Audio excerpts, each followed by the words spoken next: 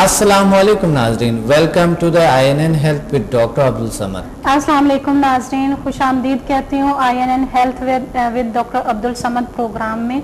Doctor साहब, पहले हम लोग जो लास्ट प्रोग्राम हमारे हो चुके हैं उसमें हमने जिल साइंसेज इंस्टीट्यूट के जो सब्जेक्ट थे उन पे बात की, मुख्तसर सा उनका तारुफ पेश किया। आज से हम स्टार्ट करेंगे इसके हर सब्जेक्ट पे डिटेल से बात कर सकें ताकि जो व्यूवर्स देखने वाले हैं उनको समझ आ सके कि जिल साइंसेज के जो सब्जेक्ट हैं उनसे क्या फ़ायदा हासिल हो सकता है। क्या फ़ायदा हासिल है नाज़रीन? आज world most powerful healing energy समदा हीलिंग एनर्जी एक बेहतरीन एनर्जी है, एक पावर है, ताकत है, हीलिंग मेथड है, तरीका है जो कि आज इस पे हम बात करेंगे आपसे और आपको काफ़ी नॉलेज मिलेगा। कैसे इलाज होते हैं, इससे कैसे मुमकिन है, हम किस तरह अपनी ज़िंदगी में तब्दीलियाँ लें, बेहतरीन लें, हैप्पीनेस, हेल्थ एंड हैप्पीनेस को हासिल करें, वो भी नेचुरल हेल्थ। डॉक्टर साहब, समदा हीलिंग एनर्जी जो है, सबसे पहले तो इसके मीनिंग्स बहुत ज़बरदस्त हैं, वो आप व्यूवर्स को बताएं। समदा के मायने क्या है? समदा mean life and healing power. समदा का मतलब है हयाती और शिफाई ताकतें, जो ये एक तरीका इलाज है। इसके कोई साइड इफ़ेक्ट नहीं है। हालांकि हमने देखा है कि कोई भी चीज़ अगर हम यूज़ करते हैं जो ज़रूरत से ज़्यादा है तो उसके कोई ना कोई साइड इफ़ेक्ट होते हैं। इसके कोई साइड इफ़ेक्ट नहीं है। इसके बारे में आप थोड़ा, मतलब कि हम इसको यूज़ करते हैं जितना भी दिन में, अगर 3 बार 4 बार 10 बार भी इसकी ज़रूरत पड़े, अगर हमें ज़रूरत है अपने फिज़िकल मसाइल के लिए या साइकोलॉजिकल मसाइल के लिए, तो हम इसको इससे हील कर सकते हैं। जी, समदा का कोई साइड इफ़ेक्ट इसलिए नहीं है कि ये नेचर है, नेचर के साथ कनेक्ट है, नेचुरल पावर है और इसमें बहुत सी चीज़ें शामिल है जो साइंटिफिकली अगर इसको हम स्टडी करते हैं तो ये एक नेचुरल ताकत है, हमेशा हमारे साथ है और हमें हील करते हैं। डॉक्टर साहब, समदा आपके नाम से नहीं है। बहुत सारे जो लोग हैं वो क्वेश्चन करते हैं कि समदा शायद आपका नाम डॉक्टर समद है तो उससे रिलेट है।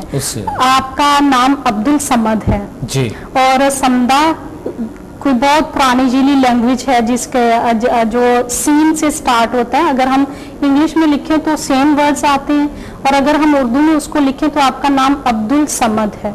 और समदा जो है वो सीन से आता है। समदा यानी लाइफ एंड हीलिंग फोर्स। स्वाद से भी लिख सकते हैं, सीन से भी लिख सकते हैं। काश स्वाद से लिखा जाए तो और अच्छा है। समद का मतलब बहुत बेहतरीन है। आपको पता है बेनियाज अल्लाह की सिफत है, बेनियाज। तो अगर उन नाम के साथ इनका ताल्लुक होता तो और अच्छा होता और बेहतरीन होता।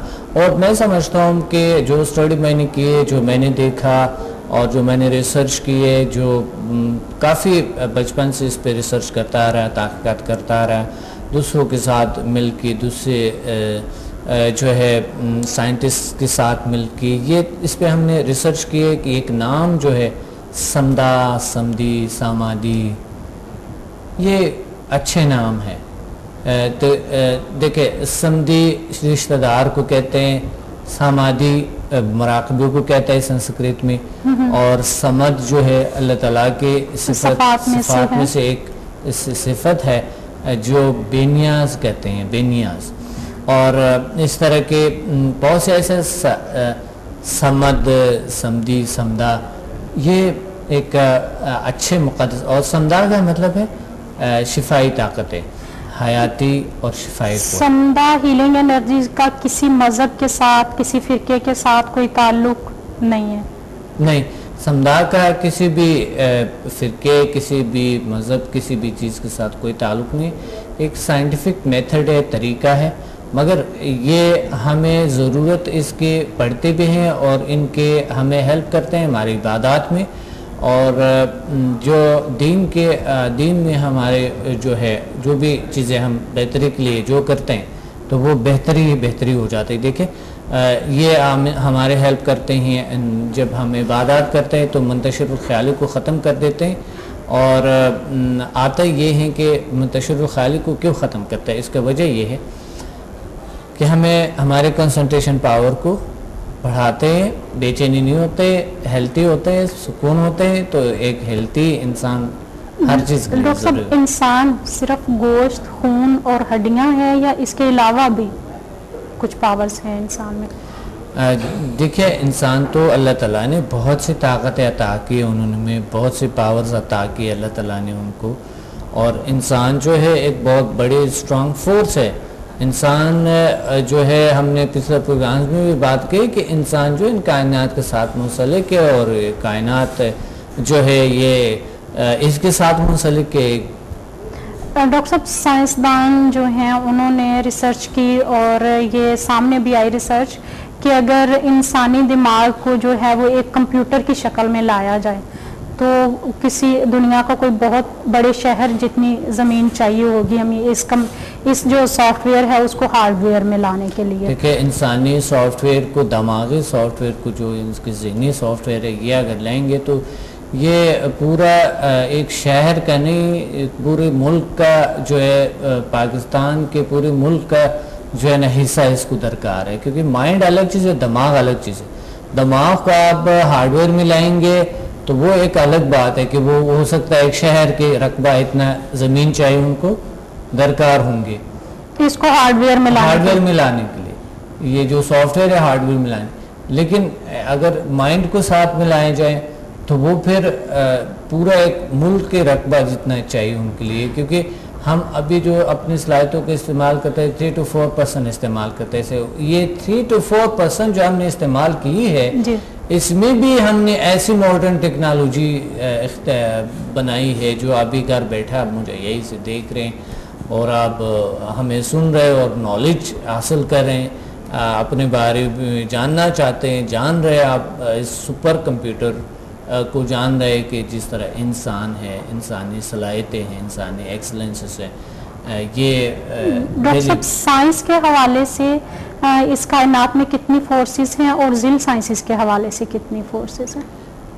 साइंस के हवाले से तो इस दुनिया में बहुत सी ताकतें मौजूद है, बहुत से फोर्सेस मौजूद है, जैसे ग्रेविटेशनल फोर्स है, वीक फोर्स है। देखिए, साइंस के हवाले से तो हम मादी साइंस के हवाले से हम बात करते हैं तो ग्रेविटेशनल फोर्स है, वीक फोर्स है, इलेक्ट्रोमैग्नेटिक फोर्स है और स्ट्रॉन्ग फोर्स है, इस तरह के गैसेस है। ये तमाम चीज़ें इसमें आती हैं जो मादी साइंस है। और रियल साइंसेस के हवाले से 7 फोर्स है। डॉक्टर साहब, क्या आपको लगता है कि जो मादी साइंस है ये हमें आने वाले फ्यूचर में इंसान को बचा सकती है या हमें कुछ नेचुरल चीज़ों की ज़रूरत पड़ेगी? नहीं, हमें बचा नहीं सकता क्योंकि खुद साइंस कहता है कि मैं आपको तबाह कर लूँगा, बेफिक्र है। तो साइंस हमें बचा नहीं सकता है, साइंस हमें तबाह करेंगे और ये खुद साइंस की ज़बान ही कहते हैं आपको। हमें कोई नेचुरल साइंस, नेचुरल ताकतें, अखलाक पर मुश्तमल कुछ जो स्टडीज़ है वो हमें बचा सकता है। जैसे समदा हीलिंग एनर्जी है, समदा हीलिंग एनर्जी जो है उसका तकरीबन 14 लेवल है। हम स्टार्ट करेंगे लेवल 1 से, यानी स्टेज 1 से हम स्टार्ट करेंगे। इसमें होती हीलिंग हैंड्स, यानी हाथों के जरिए हम इलाज करते हैं। जैसे आते हैं स्टूडेंट, आते हैं पेशेंट्स, आते हैं समदा लेवल 1 के जैसी अट्यूनमेंट होती है तो वो किसी को अगर कोई साइकोलॉजिकल मसला है या फिजिकल मसला है तो उनके सर पे हाथ रखते हैं तो पेशेंट ठीक हो जाता है। ये हाथों का बहुत ज्यादा रोल है इसमें। इसका डॉक्टर साहब थोड़ा सा आप वजाहत करें कि हाथों के जरिए हम दुआ भी हाथों के जरिए मांगते हैं, इस्लाम भी हाथों के जरिए लेते हैं, हम किसी का इलाज करते हैं तो भी हाथों के जरिए। हाथ रियल साइंसेस के हवाले से सैटेलाइट की तरह ये एनर्जी लेता भी है और देता भी है, एनर्जी ट्रांसफ़र भी करते हैं, रिसीव भी करते हैं। ये सैटेलाइट की तरह है, हम कायनात के साथ हाथों के ज़रिए भी कनेक्ट हैं। जो एनर्जी सेंटर्स कहते हैं उसको, एनर्जी सेंटर्स जो है हमारे डबल एनर्जी सेंटर्स हाथों में है, इसलिए हाथ हमारे सबसे ज़्यादा कारआमद चीज़ है और इंसान के हेल्प करने वाले सबसे जो एक ज़रिया है बेहतरीन सा वो है हाथ। जैसे योगा में हम बैठते हैं तो भी हम हाथों की जो हथेलियाँ होती हैं वो ऊपर को तमाम हाथों के पोजीशंस होती है। अब देखें इबादत में भी हाथों की पोजीशन को बड़ा रोल है उसमें। इसी तरह जैसे हमारे बुजुर्ग हैं वो अगर कोई उनसे सलाम लेता तो वो सर पे हाथ रख के, ये भी एक मोहब्बत की निशानी होती है कि वो आपको प्यार कर रहे हैं। बिल्कुल ऐसे कई देखिए बहुत से मज़ाहिब में है कि हाथों की पोजीशन का ख़ास ख्याल रखते हैं। अब क्रिश्चियनिटी में है आप देखें कि हाथों के पोजीशन के ख़ास ख्याल होते हैं, आपने देखे होंगे। ख़ास किस्म के उनके इबादत में शामिल है, बहुत सी चीज़ें उसकी पोजीशंस, मुख्तलिफ़ किस्म की पोजीशंस वगैरह शामिल, हिंदुइज़्म में भी है। और इस तरह के आप अगर बुद्धिज़्म में जाएं तो उसमें उनमें भी मराक़बे की कैफियत में ख़ास किस्म के हाथों के पोजीशंस होती है। और ये मंत्राज होते हैं, हाँ बिल्कुल, मुद्राज होते हैं, मुद्राज, जो मुद्राज है ये होते हैं। हाथों का रोल बहुत बेहतरीन है। अब और देखिए, हाथों से हम पढ़ते हैं, हाथों से लिखते हैं, सबसे हाथों से खाते हैं, हाथों से अगर आप इशारा करते हैं लोगों को समझ भी आ जाते हैं। बॉडी लैंग्वेज में बहुत हेल्प करते हैं, ये बिल्कुल हेल्प करते हैं, जो कि आपके हाथों की वजह से लोग समझ लेते हैं।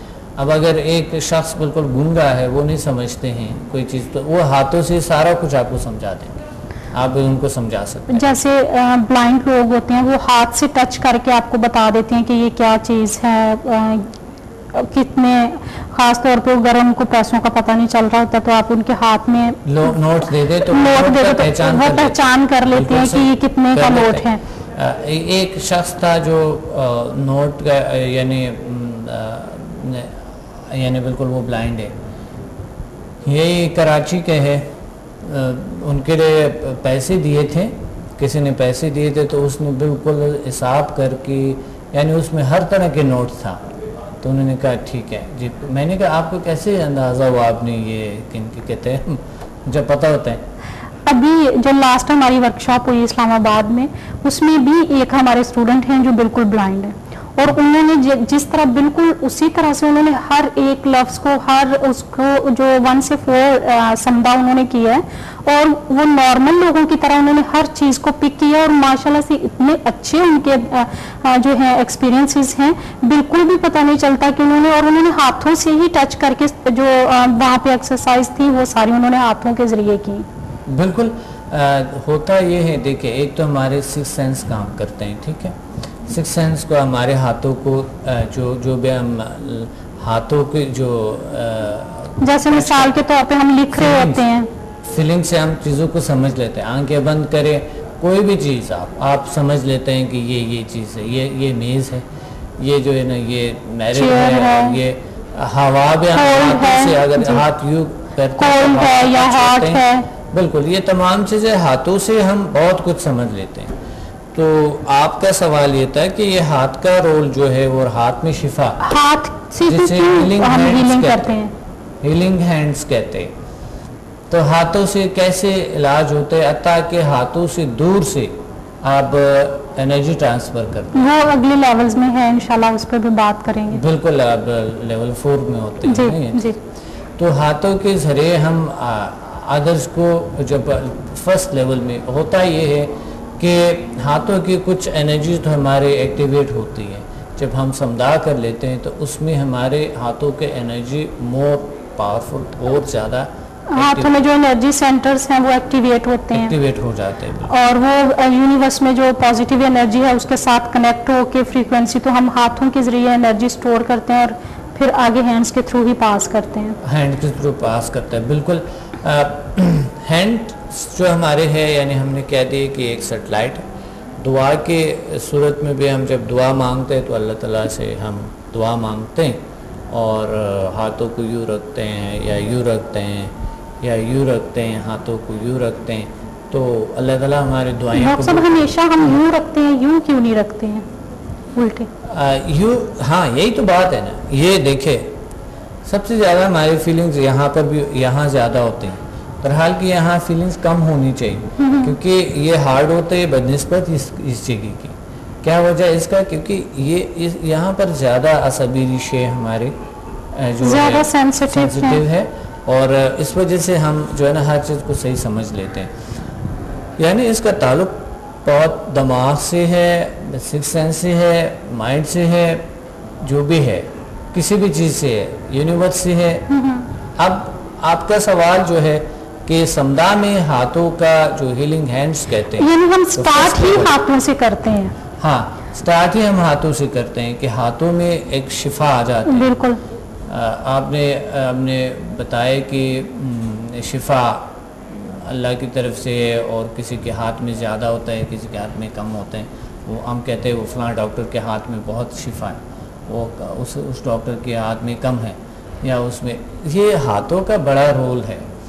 तो हाथों का जो फर्स्ट लेवल है, इसमें हाथों के जो हीलिंग पावर है समदा में एक्टिवेट करते हैं, एक्टिवेशन होता है। जो समदा लेवल 1 है, इसमें कौन कौन सी बीमारियों का इलाज, फिजिकल बीमारियों का, तमाम जितनी भी फिजिकल बीमारियां हैं उसी से स्टार्ट करते हैं हम इलाज करना?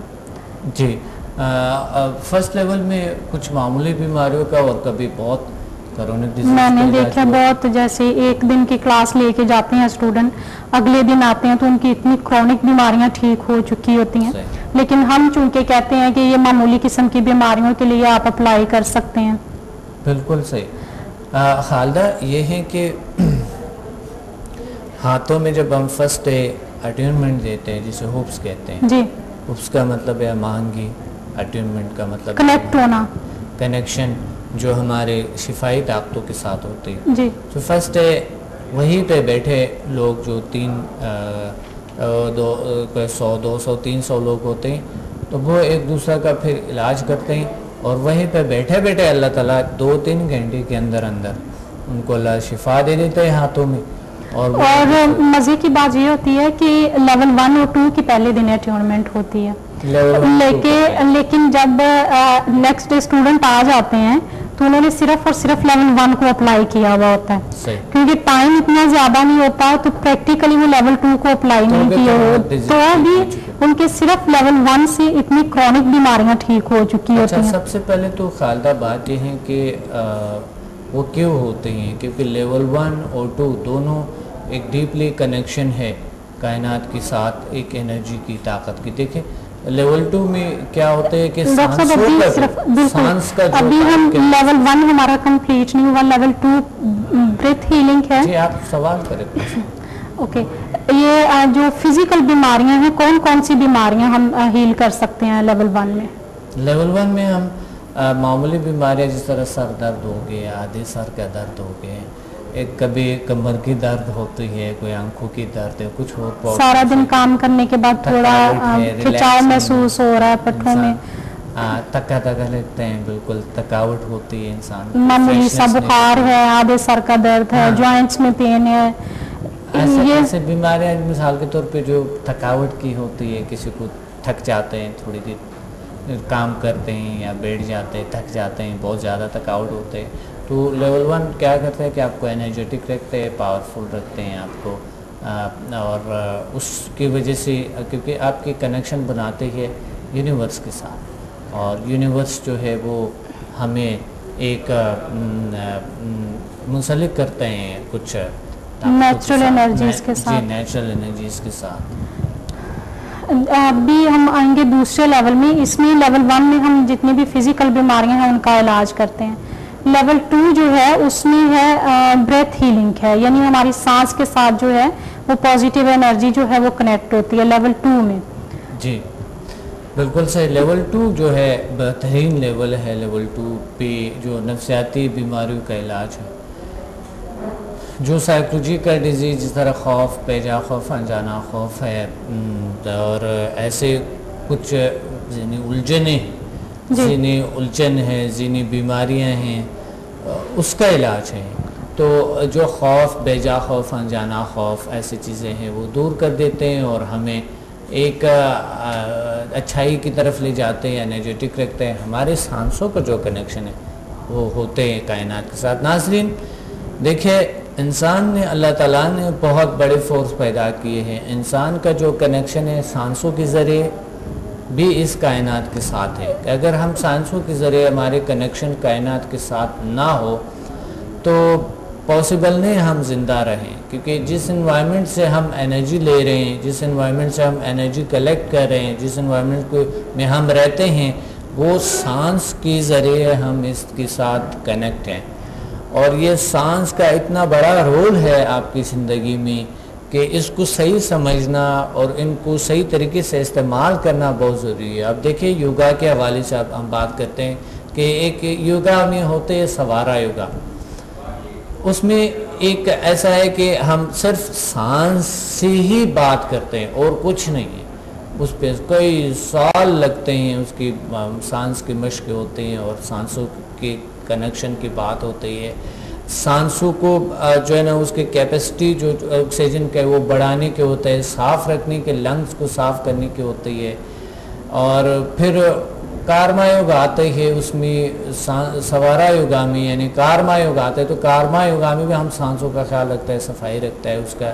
हम अपने डीपली कनेक्शन लतीफ़ एनर्जी के साथ जो कायनात में मौजूद है उनके साथ हम बनाते हैं। दीन में भी जो ब्रेथ है उसका बहुत बड़ा रोल है। जैसे जो हमारे बुजुर्ग हजरात हैं, जो सूफिया इकराम हैं, वो दम करते हैं और फूंक लगाते हैं। बहुत ज़बरदस्त बात कही खालदानी के दीन के हवाले से आपने देखा होगा कि बहुत से लोग हैं जो कि फूंक से इलाज करते हैं और अल्लाह उनकी फूंक में शिफा होती है। कुछ आयतें पढ़ के, कुछ भी दरूद शरीफ पढ़ के, तो हम जब फूंक लगाते हैं उसमें अल्लाह शिफा पानी में ले आते हैं या हमारे सांसों में होते हैं, अल्लाह ठीक करते हैं। डॉक्टर साहब, इसमें जैसे हम ऑक्सीजन सांस के साथ हम लेते हैं, इसी तरह जितनी भी इस कायनात में दूसरी एनर्जीज हैं वो भी सांस के ज़रिए हम अपनी बॉडी में स्टोर कर सकते हैं। बिल्कुल, सांस का बड़ा रोल है क्योंकि हम सांस के ज़रिए खालदा ज़िंदा है कि अगर थोड़ी देर सांस रुके तो हम ज़िंदा नहीं रह सकेंगे। बिल्कुल।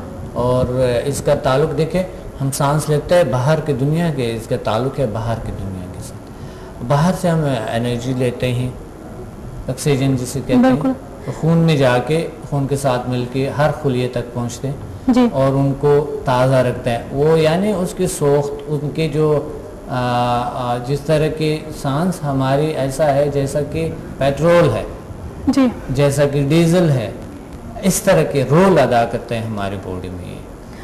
इसी में जो है नफ्सियाती मसाइल लेवल 2 में हम जितने भी साइकोलॉजिकल मसाइल हैं, जैसे टेंशन है, डिप्रेशन है, स्ट्रेस है, अस्थमा है, फिजिकल बीमारियों का भी होता है इसमें, जैसे अस्थमा है और लंग्स से रिलेटेड जो मसाइल। बड़ा अच्छी बात कही, लंग्स से रिलेटेड जो भी बीमारियां अल्लाह ठीक करता है। आपने देखा जी कि ये पिछले दफ़ा जो लोग आए, एक शख्स जो आए हुए थे जिनको अस्थमा था, तकरीबन कोई मेरे ख्याल 21-22 साल फैमिली से, उनके दादा से वो जो ये बायोजेनेटिक चला रहा था मगर इनको जो शदीद हमले जो हुए इस पे वो बचपन से ही था थोड़ा बहुत। तो ये 22 के 21 साल बता रहा था कि इतने अरसा हुआ जो बिल्कुल रोज़ाना मैं मेडिसिन तो बिल्कुल वो बॉडी कैसी हुई थी, बिल्कुल लास्ट जैसा बना हुआ था बेचारा। लेकिन अल्लाह ने ठीक किया उनको। वजह क्या है, क्योंकि कभी कभी कुछ चीज़ें नफ्सियाती भी होती है, कुछ एलर्जी से होती है, अस्थमा के बहुत से इकसाम है, कुछ और अवामिल से बनते हैं, कुछ ये जो स्टूडेंट थे कराची के ही स्टूडेंट हैं, इनके जो भाई थे बड़े, वो लाहौर में उन्होंने वर्कशॉप अटेंड की थी। वहाँ पे जब उन्होंने समदा सीखा और उन्होंने अपने पे अप्लाई किया तो उनका जो अस्थमा था वो ठीक हो गया। फिर बाद में उन्होंने अपने जो भाई थे उनको कॉल किया कि आप यहाँ पे कराची में वर्कशॉप हो रही है तो यहाँ पे आप जाके अटेंड करें। तो फिर वो आए तो उनको भी वो बल्कि बता भी रहे थे कि हमारा जो एक खानदानी एक मसला चला आ रहा था वो समदा की वजह से, हालांकि वो बहुत सारी मेडिसिन यूज़ कर चुके थे, तो ये नेचुरल तरीके से उनका ये मसला हल हुआ। एक जनरल साहब था कि जिनके वहाँ पर घर पे प्रॉब्लम था, तो ये ख़ुद उन्होंने फिर ये समदा को लिया, उन्होंने, अल्लाह ने उनको ठीक किया और वो फिर आगे बढ़ा। पहले उन्होंने बहुत से क्लासेस मेरे से लिए थे और जितने कोर्सेज थे उन्होंने तमाम के तमाम किए। आस्थमा का प्रॉब्लम था, उन्होंने ख़ुद क्योर किए, ख़ुद अल्लाह ने ठीक किए, उन्होंने ख़ुद किसी का इलाज किए। और ये होता ये है, देखे कि हम असल में कुछ एक शख्स से मैंने पूछा कि आप जिस चीज़ों को सीखे आना है, वैसे गुफ्तगू हो गए थे किसी जगह पे, तो मैंने कहा आप आए मेरे सेमिनार में, मैं बिलीव नहीं रखता हूँ। तो मैंने कहा था देखे बिलीव रखे ना रखे, समदा हीलिंग एनर्जी काम करते हैं, वो अपना काम करते हैं, हील करते हैं। जब मैं चाहता ही नहीं हूँ तो नहीं होगा। तो मैंने कहा आप आएँ तो एक बार सही, आप एक बार सेमिनार अटेंड करें, ठीक है, अच्छा ना लगे तो आप जाएं, कोई ऐसी बात नहीं, एक दफा अप्लाई तो करके देखें इसको, आजमाएं तो सही, देखें, कुछ कोई कुछ नहीं जाता है आपका, इसका कोई नुकसान नहीं है। इसकी पूरी जिम्मेदारी है कि इसकी कोई साइड इफ़ेक्ट नहीं, आप डरे मत, आप आ जाए। कहता है नहीं मैं डरता भी नहीं हूँ, मैं ऐसा वैसा नहीं हूँ कि मैं डरूँगा मैं। तो मैंने कहा फिर क्यों नहीं आते? अब ये आया नहीं, 2 साल बाद आया खाली। 2 साल बाद जब ये शख्स आया, नाज़रीन 2 साल बाद जब शख्स आया, जब फर्स्ट डे जब उन्होंने सीखा तो वो रो पड़ा कि अल्लाह ने मुझे, हमें बिल्कुल हर चीज़ से हम बड़े अजीब ख्यालात हमारे बहुत अजीब हैं हम। डॉक्टर साहब यहीं पे कराची में एक हमारे स्टूडेंट हैं 13 से 14 साल का, उसके बच्चा था, पूरी बॉडी के मसल्स वीक थे, तो उनकी क्या तजर्बात हैं? अभी हमें एक छोटी सी ब्रेक लेनी है, उसके बाद इंशाल्लाह मैं वो आपके साथ शेयर करूँगी। नाज़रीन हमें यहाँ पे लेनी है एक छोटी सी ब्रेक, मिलते हैं ब्रेक के बाद।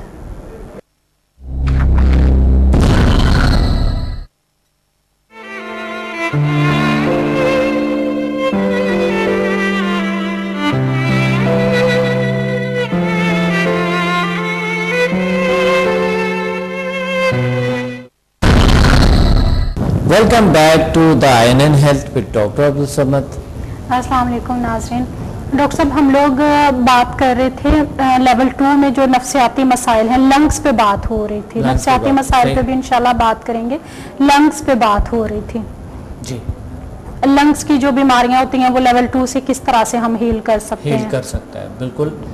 लंग्स का जो मसला है या मसाइल है, हम ये बात कर रहे थे कि आस्थमा होती है और एलर्जी का आस्थमा होती है, कुछ बहुत सी आस्थमा के अक़साम है, तो ये क्योर होती है उससे लेवल 3 से, लेवल 2 से लेवल 2 से हम लोग जो साइकोलॉजिकल फिजिकल जो बीमारियां हैं उनको भी हील कर सकते हैं, लंग्स से रिलेटेड, और जैसे अस्थमा है उसको, और साइकोलॉजिकल मसाइल इसमें जो है वो हम हील करते हैं लेवल 2 में। साइकोलॉजिकल डिसीज उसमें आते हैं जो उसमें फेयर आते हैं, बेजा खौफ आते हैं, जाना खौफ आते हैं, फोबिया आते हैं, और उसमें टेंशन है, डिप्रेशन है, स्ट्रेस है, एंजाइटी है, ये चीज़ें आती हैं और ये समझा 2 से क्योर होते हैं। डॉक्टर साहब को वो कौन सी ऐसी कैफियत होती है कि इंसान जो साइकोलॉजिकल मसाइल होते हैं उनसे दो चार होते हैं?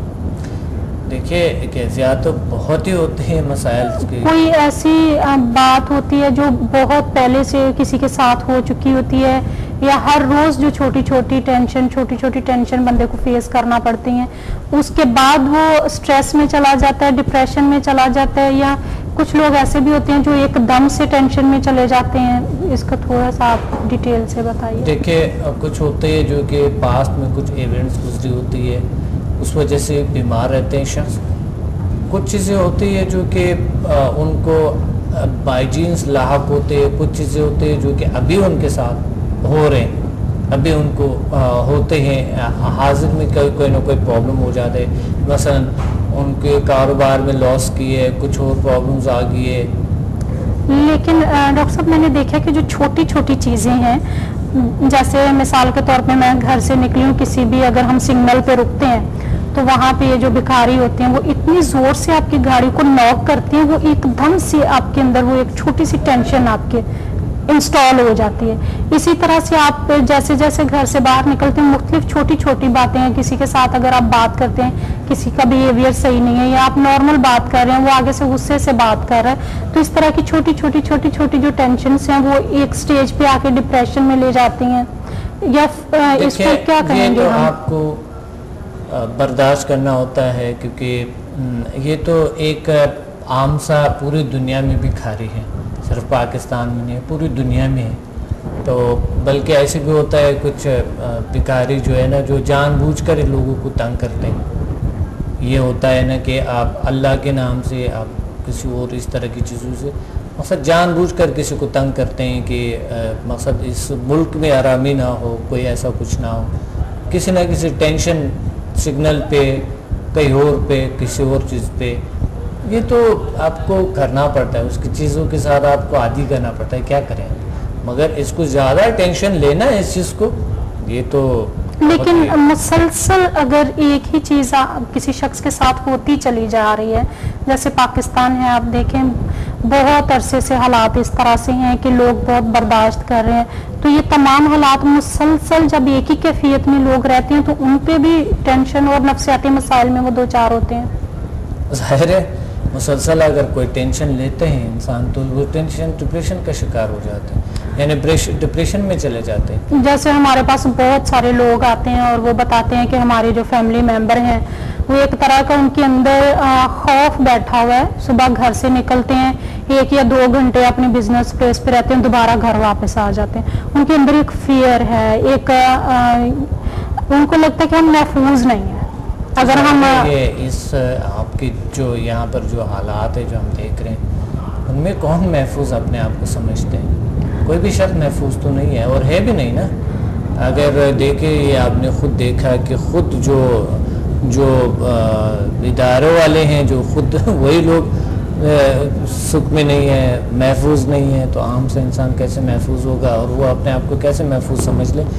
बात ये होती है कि मैंने देखा कि ऐसे ममालिक है जिनमें 30-40 साल जंग के गुजरे, वो लोग आदी हो गए, उधर बम पड़े, उधर कुछ हो जाए, उधर कुछ, वो आदी हो गए उस चीज़ के साथ, जिंदगी खुशी खुशी से गुजार देते हैं। लेकिन डॉक्टर साहब आप देखें अभी जो हमारा मुल्क जो है इसको तो तरक्की पजीर ममालिक में आता है, लेकिन आप देखें USA है, UK है, वहाँ पे सबसे ज़्यादा लोग टेंशन डिप्रेशन का शिकार हैं।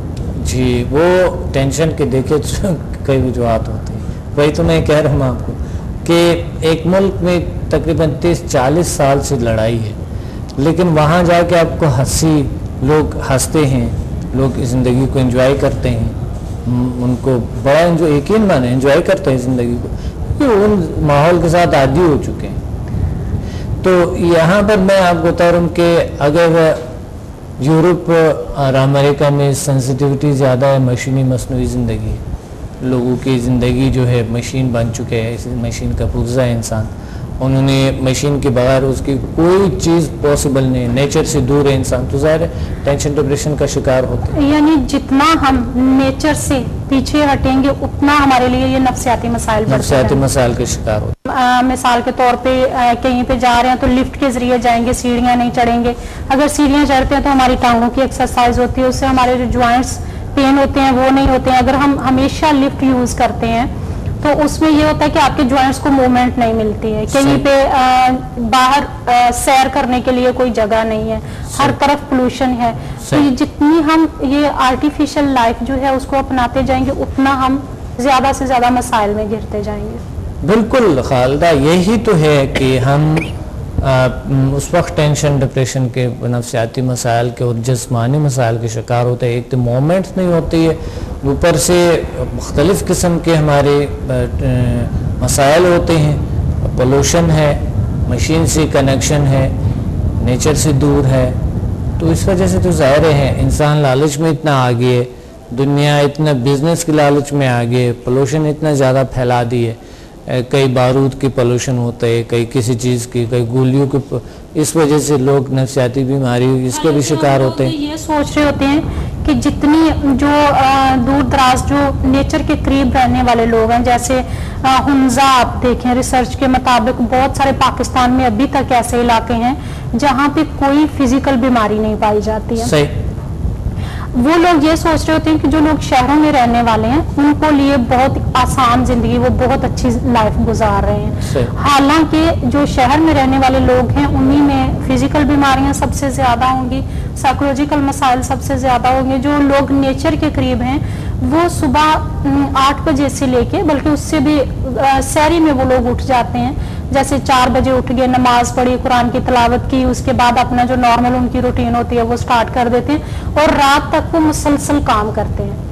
इसके बावजूद वो बहुत फ्रेश, बहुत एक्टिव और बहुत लंबी उम्रें होती हैं। और नींद कितनी अच्छी होती है, नींद बहुत अच्छी आती है। ऐसे खराटे ले रहे होते हैं ना, यहाँ पे मस्जिद से सो रहे होते हैं और एक बार सो गए नींद टूटते नहीं है, सुबह जो है ना फ्रेश तरोताज़ा उठ जाते हैं और काम में निकल जाते हैं। सारी वो अपने काम में काम करना शुरू कर देते हैं, उनकी नॉर्मल जो रूटीन होती है वो स्टार्ट हो जाती है। बिल्कुल। आपको याद है कि हम जब रावी के किनारे हम गए थे तो सुबह सुबह फिर लोगों की वो आवाज़ें आना शुरू हो गई ना, सुबह सुबह और लोग जो है ना इधर से अपने खेतों में काम करना शुरू कर दिया। वहाँ पे तो बच्चे भी उसी टाइम पे उठ जाते हैं जिस टाइम पे बड़े उठते हैं, साथ ही वो बच्चों को उठा देते हैं नमाज के लिए। 9 बजे बिल्कुल गांव में सुनसान, 9 बजे तक वो लोग अपने पूरे दिन का काम कर चुके होते हैं। और यहाँ पे जैसे कराची की मिसाल है, हम लोग सुबह अगर ऑफिस जाते हैं, कोई भी ऑफिस जाता है तो इंतजार कर रहे होते हैं कि 12:30 या 1 बजे तो हम किसी को कॉल करें, या मार्केट ओपन हो, किसी को कोई जरूरी काम है तो 12:30 बजे से पहले मार्केट्स ओपन नहीं होंगी।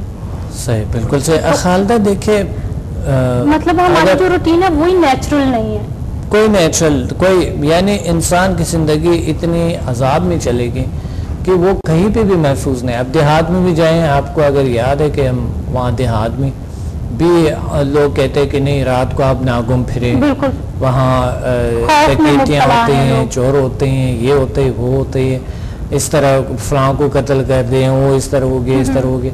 यानी एक ऐसे गैर महफूज जिंदगी इंसान का कि कहीं भी कहीं वो इंसान महफूज नहीं है, उनको जिंदगी का मजा नहीं उठा रहे हैं, उस लेकिन एक बात है कि जब हम समदा सीख लेते हैं तो समदा से जो शख्स, मुझे याद है अभी भी कराची के एक स्टूडेंट थे, जब आप योगा करवाते थे टीवी पे, तो उन्होंने बताया कि मेरी एज 44 ईयर उनकी एज थी। वो कहते हैं पिछले 40 साल से मुझे नींद नहीं आती थी जी। आपके साथ उन्होंने टीवी पे योगा स्टार्ट किया, आप एंड पे मेडिटेशन की कुछ एक्सरसाइज करवाते थे, साथ लोग करते थे। वो कहते हैं कि जिस दिन से डॉक्टर साहब के साथ मैंने मेडिटेशन स्टार्ट की है, उस दिन से मैंने नींद के लिए जो मैं मेडिसिन यूज करता था वो यूज नहीं की है। और वो इस कदर अकीदतमंद था, वो कहता था मैं सोच भी नहीं सकता था कि मुझे इतने सालों के बाद इतनी पुरसकून नींद आएगी। बिल्कुल होता और समदा भी इसी तरह से, जब हम इसके साथ कनेक्ट हो जाते हैं तो हम लोग, बहुत सारे स्टूडेंट ऐसे हैं जो 20-20 साल से मेडिसिन ले रहे होते हैं, उनको नींद नहीं आ रही होती है, मेडिसिन देने के बावजूद नींद नहीं आ रही होती है। और जब वो समदा की पहली वर्कशॉप अटेंड करके जाते हैं तो अगले दिन वो आते हैं, वो कहते हैं कल से हमने मेडिसिन यूज नहीं की। अल्हम्दुलिल्लाह पहले दिन यानी 24 घंटे के अंदर अंदर उनकी ज़िंदगी में चेंज आता है। वजह क्या है? क्योंकि हम नेचर से दूर होती है, उस हीलिंग फोर्स से दूर होती है।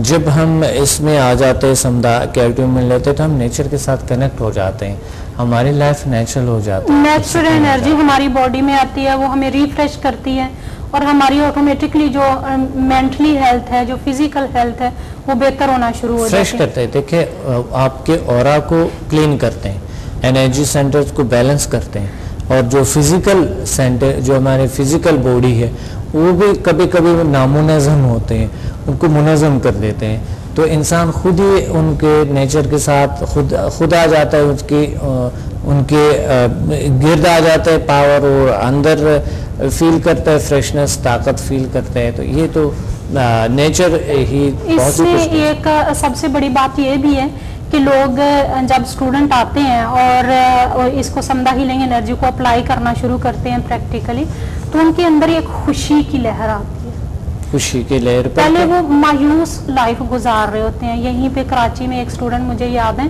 वो आए हमारे पास, 28 ईयर उनकी एज थी। वो कहते हैं कि इतने साल हो गए हैं, मुझे वॉशरूम जाना मुझे लगता है कि जैसे मैंने कोई पहाड़ सर करना। बिल्कुल। और मुझे यहाँ तक कि वो ब्रश करने के लिए, वो कहते हैं मैं 2 घंटे बैठ के सोचता हूँ कि मैं ब्रश करूँ या ना करूँ, मतलब इस तरह से। और उसकी साइकी ये थी कि ये मुझे मेरी मदर की तरफ से मिली है ये चीज। वो कहते हैं मेरी मदर भी इसी तरह से थी कि उनके अंदर भी काहली, सुस्ती और मायूसी। अभी वो आपको याद है, ये वही बात है, आपको याद है जो कि एक लड़की थी, वो जो थोड़ी से मॉडल थी, और बाहर भी गई हुई थी दुबई, पता नहीं क्या क्या। आपको अगर याद है, जब हम लाहौर में थे, जिनका वो खौफ था, वो जो वॉशरूम में जाती और कई घंटे लगा लेती। जी बिल्कुल जी, नाम ना ले मगर आपको याद है ना कि वो क्यों हुआ था, उसको फोबिया कहते हैं। देखिए उनकी माँ बीमार हुई थी, तो वो माँ का देखभाल करते हुए, तो उनके वो जो मकसद ज़ाहिर वॉशरूम उनके साफ करते हुए वो सारा कुछ, क्योंकि वो बेड पे थे, फालिज थी और उन्होंने सारा देखभाल करना था बिल्कुल, और वो बेइख्तियार थे, उन कंट्रोल नहीं था उन पे, अपने जो यूरिन है उन पे कंट्रोल ही नहीं था। तो वो बच्ची जो थी वो उसके देखभाल करते, और घर में जो वालिद था वो भी मकसद किसी काम का नहीं था, बूढ़ा था बेचारा, वो भी हेल्प नहीं कर सकता उनका। छोटे छोटे भाई थे, और भाई जो थे वो मेरे ख्याल बहरे थे कि गूंगे थे कि क्या थे, उनको भी कुछ मसाइल थे, उनके मसाइल थे ना, हाँ इस तरह के। तो अच्छा, उन्होंने वो अकेले में उनका तमाम के तमाम का देखभाल करना था, लेकिन वो वही चीज बार बार करते हुए उनके माइंड में एक चीज बैठ गई थी कि वो अपने हाथ धोती थी तो 1 घंटा हाथ ही धोती रहती थी। बिल्कुल। अब उनके वालिदा फौत हो गई, चले गई दुनिया से, और कोई नहीं है उनके साथ, मकसद वालिद भी चले गए दुनिया से, मगर उनको वॉशरूम जाते हुए सिर्फ हाथ धोते हुए, बॉडी धोते हुए उसमें 2 से 3 घंटे लगते, 3 घंटे। वो वहाँ पर जब आए थे क्लिनिक के, हमारे जो वहाँ पर था इंस्टीट्यूट आए थे, तो वो चाहते थे कि वो वॉशरूम ना जाए, बेहतर है, क्योंकि हाथ फिर बाहर नहीं निकलेगी। सही, लेकिन वो ठीक हो गई थी जब उसने संदा के पहले 4 हुआ कैसे ठीक, हुआ कैसे ठीक? आपने देखा कि हमने क्या किया था, हमने नाज़िन अंधेरा किया था, और वहाँ पर हमने क्या किया कि हमने वही जैसे यूरिन जैसे चीज़ें लिए, वही गंदगी लिए, हमने किसी चीज़ पे किसी शख्स को कहा, उन्होंने उसमें डाला और उसमें गोद में रखा, ठीक है। अंधेरा हमने किया, हमने कहा इस पे हाथ लगाएं, थोड़े से यहाँ पर थोड़ा सा हाथ लगा लिया, वो उन्होंने वो डब्बे पे हाथ लगाए, ठीक। अब हमने डब्बा उससे ले लिए और हमने कहा कि आपको कुछ हुआ तो नहीं ना, आपने वो डब्बे को हाथ लगाया, कहते हैं नहीं कुछ नहीं। तो हमने लाइट जब ऑन किए थे, उसके बाद हमने डब्बे को उठाया ऊपर कि डब्बे में ये चीज़ था। अब थोड़ी सी भी ऐसा हो गई, मगर मैंने कहा देखे कुछ नहीं, ये तुम्हारे, तुम ऐसे सोचते हो कोई इसमें कुछ भी नहीं, आपने हाथ भी तो लगा दिए, कुछ नहीं होता। पहले मैंने एक किस्सा सुनाया कि देखिए अगर आप तस्वुर करें, मसलन ऐसा डब्बा है, उस पर हाथ लगाया आपने, कुछ ये हुआ, देखिए कुछ नहीं हुआ, है ना, और ऐसा वैसा। फिर उसके बाद हमने कहा था कि जानबूझकर अंधेरा कर दिया हमने एकदम से ना फिर हमने उनके हाथ में दे दिए और खुला जी, ठीक है। उन्होंने जब हाथ लगाए तो हमने डब्बा दूर कर दिया उससे, और उनको हमने कहा कि आज आप हाथ धो लो, हाथ धोए, आंखें बंद करे, हाथ धुलवाया उनका, सारा कुछ किया, साफ किया, बाहर ले आया। अब हमने तस्वुर किए, उनको बताया कि आप तस्वुर करें कि अगर उस डब्बे में कुछ ऐसा कुछ था और आपने गंदगी थी उसमें हाथ लगाया आपने, और फिर कुछ नहीं हुआ उससे आपको, तो उसको कुछ नहीं हुआ, वाकई ऐसा था। अच्छा, वो बड़ी खुश थी, बड़ी फ्रेश थी। तो मैंने कहा अगर रेल में आपने उसको हाथ लगाया होगा तो भी कुछ नहीं होगा ना? उन्होंने कहा नहीं कुछ नहीं होगा, अब तो मुझे कुछ भी नहीं होगा, वाकई मैं ठीक हो गई। तो मैंने कहा उसने फिर संदा की क्लासेस भी बिल्कुल, तो मैंने उन्हें कहा था कि ये देखे उसमें जो था वो रेल सचमुच में वो था, ये देखे ये तस्वीर है। और फिर हमने समदार सिखाया उनको, और समदार से उनके वो फेयर वो चीज़ें अभी तक अल्हम्दुलिल्लाह, जो उनके माइंड में एक नेगेटिव एनर्जी बनी हुई थी, एक खौफ की एनर्जी थी, वो माइंड में जो बनते हैं वो समदार से रिमूव हो गई। बिल्कुल, जो इवेंट्स गुजरे थे वो चीज़ें वो ख़त्म हो गए उनके। ये इस तरह के जो लोग होते हैं वो चंद एक होते हैं जो ख़ास तौर पे अपने पेरेंट्स से रिलेटेड इस तरह के कुछ मसाइल होते हैं। ज़्यादातर लोग जो होते हैं जिनको फोबियाज होते हैं वो कुछ और तरह के मसाइल होते हैं, जैसे बहुत सारे लोग हैं फियर ऑफ डॉग्स है, फियर ऑफ हाइट्स है, इसी तरह के, ये तो फियर में आ जाता है ना। फोबिया एक अलग चीज़ है, फियर और फोबिया में क्या डिफरेंस है वो आप बताइए हमें। देखिए खालिदा, फियर और फोबिया में फ़र्क ये है कि फिर अचानक किसी चीज़ से डरना होता है ना, फोबिया भी एक फेर है, एक किस्म है फेर की, खौफ की, कि मसलन जिस तरह उनके माइंड में था एक इवेंट जो गुजरे थे, वो जो उन्होंने वो गंदगी के साथ जो उनका सरोकार था जो गुजरे थे, उससे उनको एक उलझन सा, एक नफरत सा पैदा हुआ था। अब वो उसको कहता है फोबिया, खौफ। अब एक वक्त अगर मिसाल के तौर पे ये चेयर है, अगर मैं ये चेयर से गिर जाता हूँ, ठीक है, तो फ्यूचर में यानी पास्ट में मैं चेयर से गिरा तो ये मेरे माइंड में है कि चेयर से इंसान गिरते हैं, और फिर इस चेयर पे बैठते हुए थोड़ा खौफ में होऊंगा मैं थोड़ा सा। इस तरह कैमरा है, जिस तरह कैमरे के सामने है, कोई शख्स अगर पहली बार उनके कैमरा सामने आया, वो बड़ा खौफ में मुब्तला हुआ, कोई इस तरह कुछ हुआ है, कोई इवेंट गुजरा है, तो वो कैमरा कॉन्शियस हो जाते हैं। बिल्कुल इसी तरह से हमारे एक स्टूडेंट थे यहाँ पे कराची में, वो थे कैप्टन थे, पूरी लाइफ उनकी प्लेन में गुजरी थी, लेकिन उस टाइम वो जाना चाह रहे थे, इंग्लैंड जाना चाह रहे थे आई थिंक, लेकिन उनके अंदर वो पता नहीं क्यों उनके अंदर वो खौफ था कि वो प्लेन में नहीं जाना चाह रहे थे। तो फिर आपने उनको एक तो समझा कि उन्होंने क्लासेस ली और कुछ आपने शायद उनको किया था, तो उसकी वजह से फिर वो मेरे ख्याल में 1 हफ्ते के बाद वो चले गए थे यूके। चले गए थे, बिल्कुल कोई कुछ नहीं हुआ, कोई मसला नहीं हुआ। तो इसकी क्या रीजन होती है कि एक पूरी लाइफ आपने एक ऐसी जगह पे गुजार दी, वो कैप्टन थे, डेफिनेटली वो प्लेन में जाते आते, लेकिन एक वक्त आया कि उनके अंदर इतना खौफ बैठ गया कि मुझे जहाज में मैं सफर नहीं कर सकता हूँ। देखिए ये होता है, ये बीमारी बन जाते हैं ना, ये वो लोग नहीं करते, ये नहीं कि वो बुज़दिल होते हैं, वो एक फेर बन जाते हैं इंसान के अंदर, एक कुछ वो इवेंट्स कोई ऐसा उनके साथ हुआ, अनकॉन्शियस में जाते हैं, तो वो अनकॉन्शियस में जब जाते हैं तो वो उस वजह से होते हैं। ये दुनिया के बहुत से बड़ी बड़ी बहुत से मशहूर लोगों के साथ भी ये इस तरह होता है। बिल्कुल, मैं डॉक्टर साहब आपको एक हमारा जो स्टूडेंट था उसकी बात बता रही थी कि 28 ईयर उसकी एज थी और वो मायूसी की कैफियत में लाइफ गुजार रहा था कि मेरा कोई फ्यूचर नहीं है। मेरे फादर कहते हैं मेरे साथ, उनका अपना कोई बिजनेस था, वहाँ पे आप आए, लेकिन मेरे में इतनी हिम्मत नहीं होती है कि मैं उठ के वॉशरूम जा सकूं। आज अल्हम्दुलिल्लाह स्टूडेंट से बात करके बहुत खुशी होती है कि आज वो अपना बिजनेस कर रहा है और उसने किए हुए समदा लेवल 6 तक किए हुए, और वो कहते हैं कि मैं कोई भी एक दिन ऐसा नहीं होता जब मैं मेडिटेशन नहीं करता। लेवल 6 के साथ वो डेली मेडिटेशन करते हैं और उन्होंने अपने आप में इतनी इम्प्रूवमेंट उनमें आ गई है कि अब वो खुद अपना बिजनेस कर रहे हैं। यहाँ पर अगर आपको याद है कि एक बहुत बड़ी मशहूर आर्किटेक्ट्स था और बहुत ज़्यादा उनके प्रॉपर्टी और ये चीज़ें बहुत इंतहाई गवादर में, ये शख्स नाम नहीं लेता हूँ क्योंकि वो किसी पेशेंट का नाम लेना अच्छे नहीं होते, अगर वो खुद बयान करे तो कोई मसला नहीं होता है, मगर हम नहीं लेते।